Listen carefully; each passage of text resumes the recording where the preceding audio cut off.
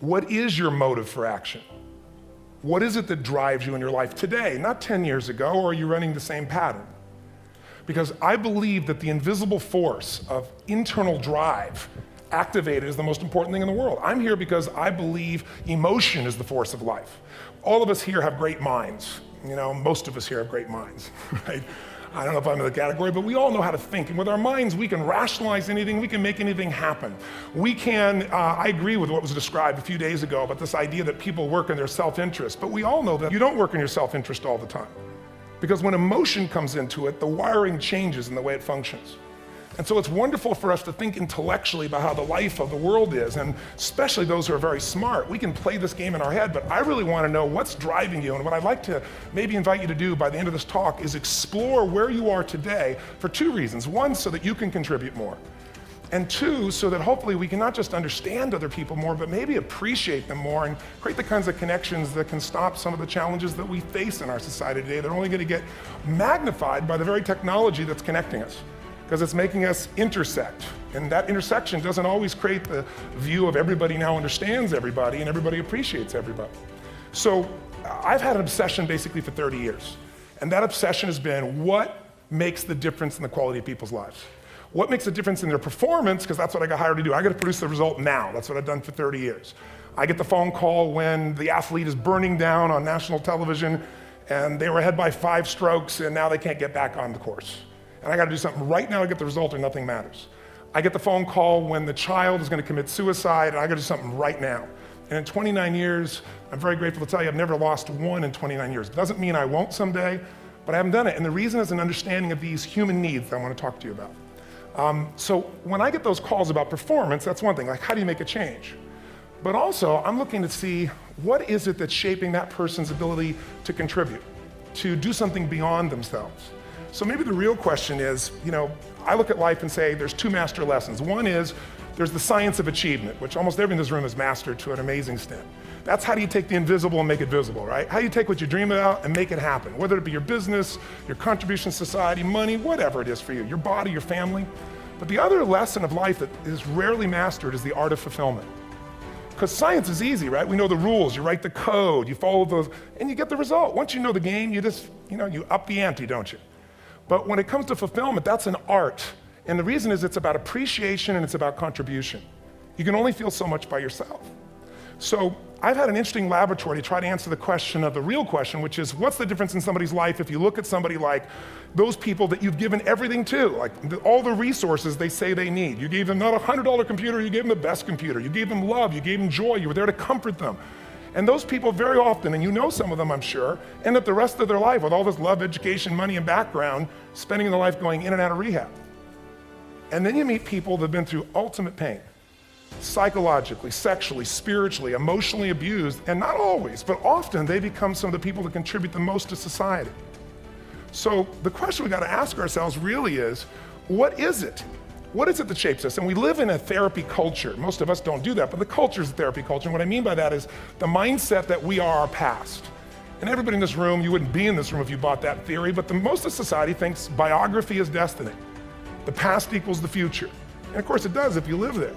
But what people in this room know, and what we have to remind ourselves though, because you can know something intellectually, you can know what to do and then not use it, not apply it.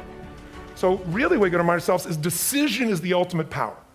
That's what it really is. Now, when you ask people, have you failed to achieve something? How many have ever failed to achieve something significant in your life? Say, I. But if you ask people, why didn't you achieve something? Somebody who's working for you, or a partner, or even yourself, and you failed to achieve a goal, what's the reason people say they failed to achieve? What do they tell you? Tell me. Come on, out loud.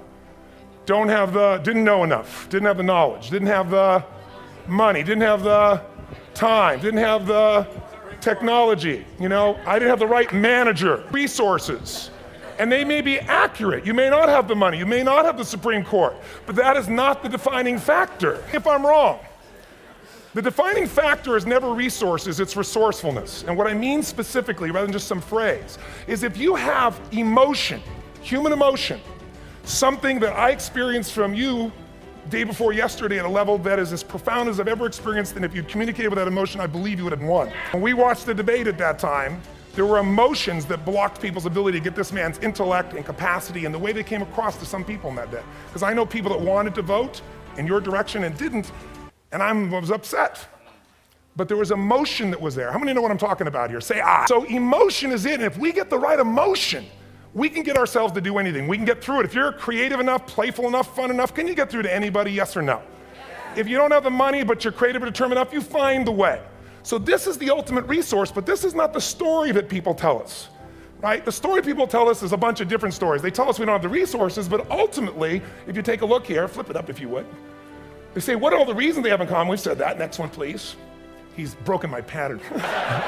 What determines your resources? We've said decisions shape destiny, which is my focus here. If decisions shape destiny, what determines it is 3 decisions. What are you gonna focus on? Right now, you have to decide what you're gonna focus on. In this second, consciously or unconsciously, the minute you decide to focus on something, you gotta give it a meaning. And whatever that meaning is produces emotion. Is this the end or the beginning? Is God punishing me or rewarding me, or is this the roll of the dice?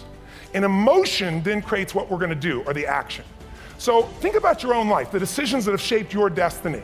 And that sounds really heavy, but in the last 5 or 10 years, 15 years, haven't there been some decisions you've made that if you made a different decision, your life would be completely different? How many can think of one, honestly? Better or worse? Say aye. So the bottom line is maybe it was where to go to work and you met the love of your life there. Maybe it was a career decision. I know the Google geniuses I saw here. I mean, I understand that their decision was to sell their technology at first. What if they made that decision versus to build their own culture? How would the world be different? How would their lives be different? Their impact. The history of our world is these decisions. When a woman stands up and says, no, I won't go to the back of the bus, she didn't just affect her life. That decision shaped our culture. Or someone standing in front of a tank, or being in a position like Lance Armstrong and someone says to you, you've got testicular cancer. That's pretty tough for any male, especially if you ride a bike. Right? You got it in your brain, you got it in your lungs. But what was his decision of what to focus on? Different than most people. What did it mean? It wasn't the end, it was the beginning. What am I gonna do? He goes off and wins 7 championships he never won once before the cancer because he got emotional fitness, psychological strength. That's the difference in human beings that I've seen of the 3 million I've been around, because that's about my lab. I've had 3 million people from 80 different countries that I've had a chance to interact with over the last 29 years. And after a while, patterns become obvious. You see that South America and Africa may be connected in a certain way, right? Other people say, oh, that sounds ridiculous. It's simple. So what shaped Lance, what shapes you? 2 invisible forces, very quickly. 1, state. We all have had times. Have you had a time you did something and after you did it, you thought to yourself, I can't believe I said that. I can't believe I did that. It was so stupid. Who's been there? Say aye. Have you ever done something after you do it, you go, that was me. Right? It wasn't your ability, it was your state. I show people how to change that quickly, but what I want to finish with quickly here is, your model of the world is what shapes you long term. Your model of the world is the filter. That's what's shaping us. That's what makes people make decisions. When we want to influence somebody, we gotta know what already influences them. And it's made up of 3 parts, I believe. First, what's your target? What are you after? Which I believe, it's not your desires. You can get your desires to goals. How many of you got a goal, a desire, and thought, is this all there is? How many been there? Say aye. So it's needs we have. I believe there are 6 human needs. Second, once you know what the target that's driving you is, and you uncover it for the truth, you don't form it, you uncover it. Then you find out what's your map. What's the belief systems that are telling you how to get those needs? Some people think the way to get those needs is destroy the world. Some people is to build something, create something, love someone. And then there's the fuel you pick. So very quickly, 6 needs, let me tell you what they are. First one, certainty. Now these are not goals or desires, these are universal. Everyone needs certainty that they can avoid pain and at least be comfortable. Now how do you get it? Control everybody, develop a skill, give up, smoke a cigarette. If you got totally certain, ironically, even though we all need that, like if you're not certain about your health or your children or money, you don't think about much more. You're not sure the ceiling's gonna hold up, you're gonna listen to any speaker. But while we go for certainty differently, if we get total certainty, we get what? What do you feel if you're certain? You know what's gonna happen, when it's gonna happen, how it's gonna happen. What would you feel? Bored out of your mind. So God, in her infinite wisdom, gave us a second human need, which is uncertainty. We need variety. We need surprise. How many of you here love surprises? Say aye. You like the surprises you want. The ones you don't want, you call problems, but you need them. So variety is important. Have you ever rented a video or a film that you've already seen? Who's done this? Why are you doing it? You're certain it's good because you read it before, saw it before, but you're hoping it's been long enough you've forgotten enough there's variety. Third human need, critical, significance. We all need to feel important, special, unique. You can get it by making more money. You can do it by being more spiritual. You can do it by getting yourself in a situation where you put more tattoos and earrings in places humans don't want to know. Whatever it takes. The fastest way to do this, if you have no background, no culture, and no belief in resources or resourcefulness, is violence. If I put a gun to your head and I live in the hood, instantly I'm significant. 0 to 10, how high? 10. How certain am I you're going to respond to me? 10. How much uncertainty? Who knows what's going to happen next? Kind of exciting, like climbing up into a cave and doing that stuff all the way down there. Total variety and uncertainty. And it's significant, isn't it? So you're willing to risk your life for it. So that's why violence has always been around and will be around unless we have a consciousness change as a species.